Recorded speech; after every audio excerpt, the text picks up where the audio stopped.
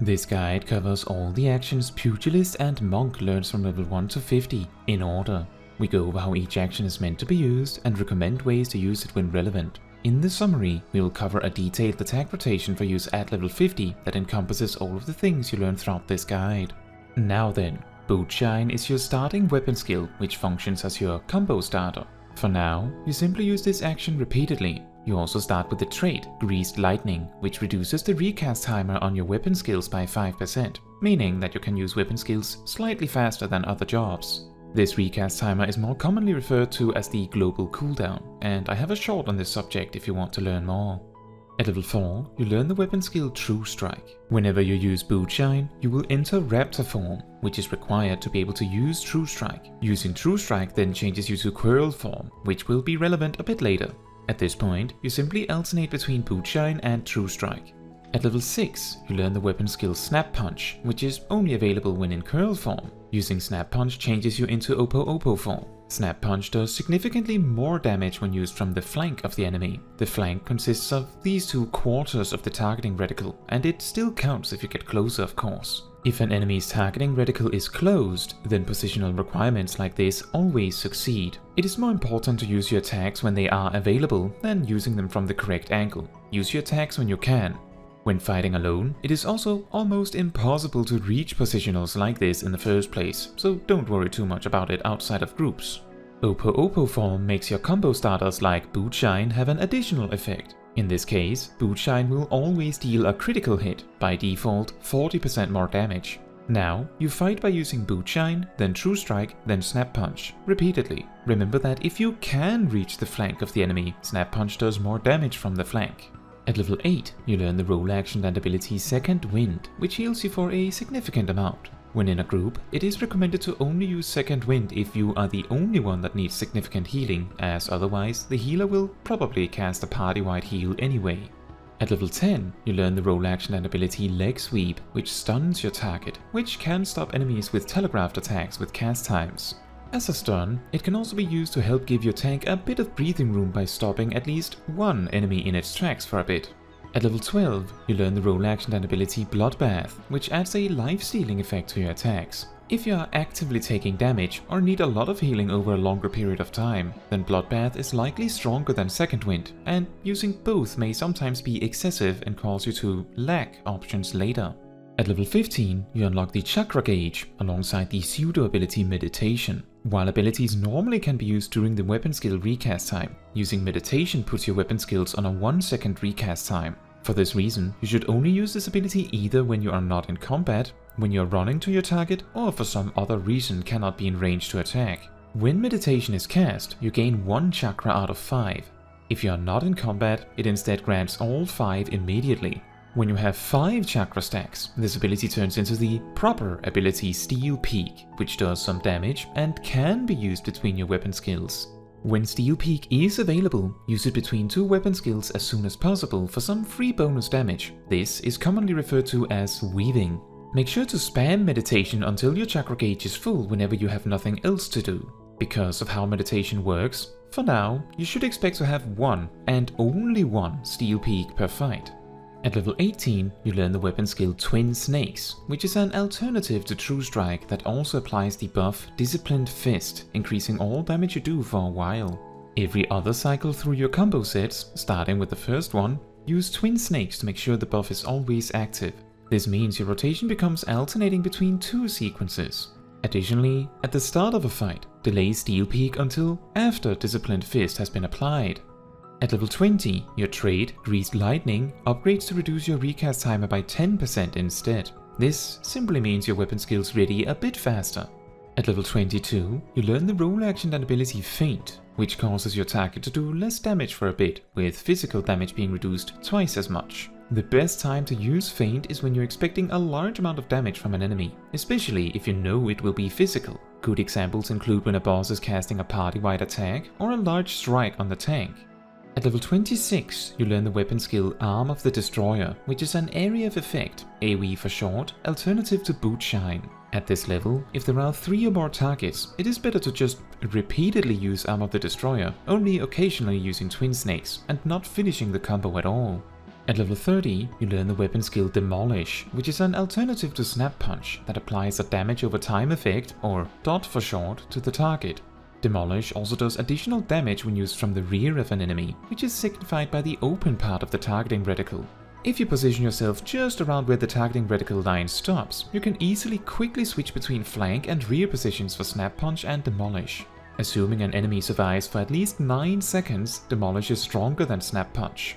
Due to the duration of Demolish, you only need to reapply it on every 3rd cycle. This makes your extended rotation somewhat complex, as you use Twin Snakes on every 2nd cycle, but Demolish on every 3rd cycle. For multiple targets, it is worth it to perform 3-step cycles to use Demolish on up to 3 targets, regardless of whether you need to reapply Twin Snakes, assuming the enemies live the dot, leading to a rotation where you start with Arm of the Destroyer, alternate between Twin Snakes and True Strike, and finish with Demolish. Make sure to switch targets as you go to dot everyone. Also at level 30, doing your class questline will eventually lead you to the Monk quest, which is available once you complete the main scenario quest, Self-Management. Once you unlock the Monk, remember to equip your Soul Crystal to change into the Monk job. The starting action of the Monk is Rockbreaker, which is an AoE alternative to Snap Punch and Demolish. Rockbreaker beats Snap Punch on 3 targets and Demolish on 4 or more targets.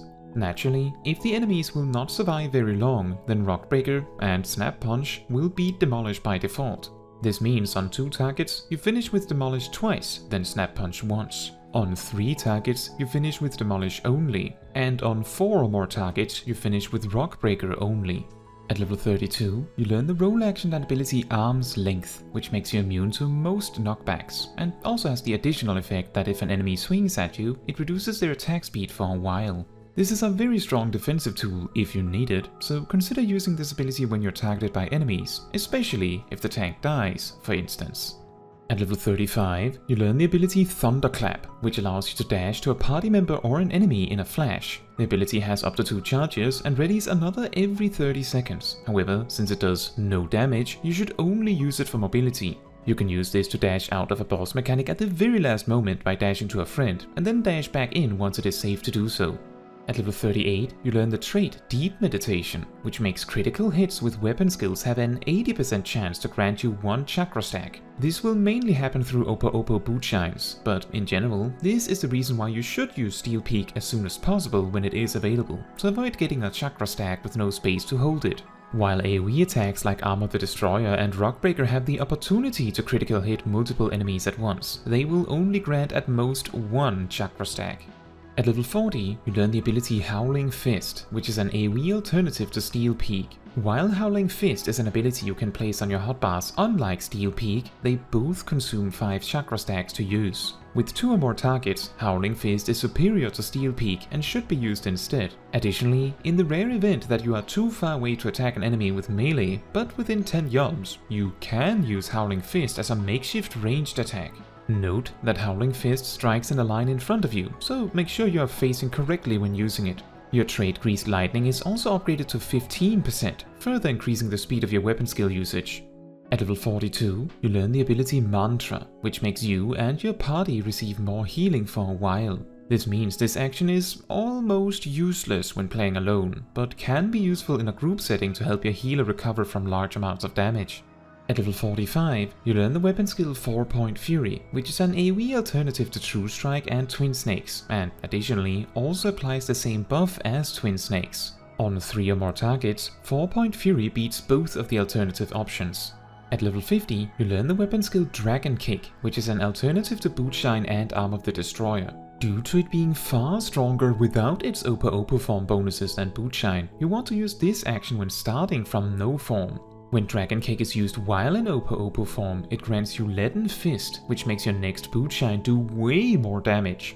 As such, from now on, you should only use Bootshine when affected by this buff and Opo form. Typically, this leads to the first 2 cycles starting with Dragon Kick, and then alternating between Bootshine and Dragon Kick. On 3 targets specifically, the combination of Dragon Kick and Leaden Fist boosted Bootshines is significantly stronger than Arm of the Destroyer. You also learn the ability Perfect Balance, which makes your next 3 weapon skills act as if you are in the correct form regardless of whether you are or not. Perfect Balance holds up to 2 charges and generates 1 every 40 seconds.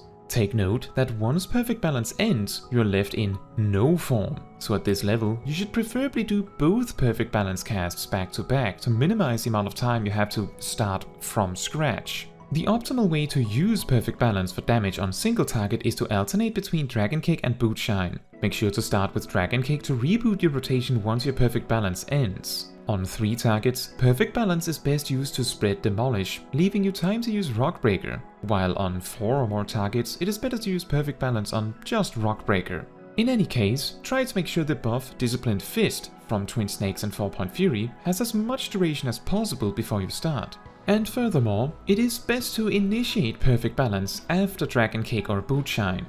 You also learn the role action and ability True North, which makes all attacks with some sort of positional bonus like Snap Punch and Demolish automatically succeed. I recommend using True North if you're expecting to be unable to reach the upcoming positionals. Now, to round off, let's cover an actual boss fight opener and rotation. Make sure to use Meditation to ready Steel Peak before the fight begins. Then start with Dragon Kick, Twin Snakes weaving Steel Peak, Demolish, Dragon Kick weaving Perfect Balance, then Boot Shine, Dragon Kick, Boot Shine and weave another Perfect Balance into Dragon Kick, Boot Shine, Dragon Kick, and then start again with Dragon Kick, Twin Snakes and Demolish. Should Steel Peak be ready again throughout the sequence, use it as soon as possible. This then leads to the general rotation. Steel Peak should be weaved whenever it is available. When Perfect Balance is near 2 charges, refer to the previously mentioned opener as to how you can manage it. Make sure to use them in succession and weave the ability itself. Your rotation consists of 3 pairs of actions. If Dragon Kick's buff Leaden Fist is up, use Boot Shine when in Opo form. In all other cases, use Dragon Kick. For Raptor form, if Twin Snake's buff is up and will stay up for at least another cycle, use True Strike, otherwise use Twin Snakes. For Curl form, if Demolish will last plenty of time yet, use Snap Punch, otherwise use Demolish. This simplifies to the following: alternate between Dragon Kick and Boot Shine, alternate between Twin Snakes and True Strike, use Demolish on every 3rd cycle, and Snap Punch on the 2 other cycles. If you find this rather long sequence overwhelming, you can, at a loss, simplify the rotation further to simply do the 3 buff-debuff actions and then the 3 upfront damage actions. For 2 targets, Demolish should be on both targets, so you only use Snap Punch on every 3rd cycle. Additionally, replace Steel Peak with Howling Fist. For 3 targets, use 4-Point Fury instead of Twin Snakes and True Strike, and apply Demolish to all 3 targets, assuming they will live long enough, otherwise use Rock Breaker. For 4 or more targets, use Arm of the Destroyer, 4-Point Fury and Rock Breaker only. The use of Perfect Balance for multi-target is as follows. For 2 targets, use Dragon Kick and Boot Shine. For 3 targets, use Demolish on each target, and if you choose to use both charges, use Rock Breaker 3 times after that. For 4 or more targets, use Rock Breaker. Now, that is all for this video. Thank you so much for watching. If you want to support me and my channel, you can make sure to let the YouTube algorithm know by liking the video, leaving a comment, subscribing and hitting the bell to get notified when next I post a video. And if you want to give even more support than that, you can also become a member of the channel like these wonderful people here. Fun fact, before Shadowbringers patch 5.4, Greased Lightning was a stacking buff that had a similar functionality to what it does now passively, but additionally increased damage done. The duration on the buff was 14 seconds, meaning that a shockingly short amount of downtime could completely drop you down to 0 stacks of the buff. 1 stack was granted whenever you used Snap Punch, Demolish or Rock Breaker, meaning it could take a while to recover.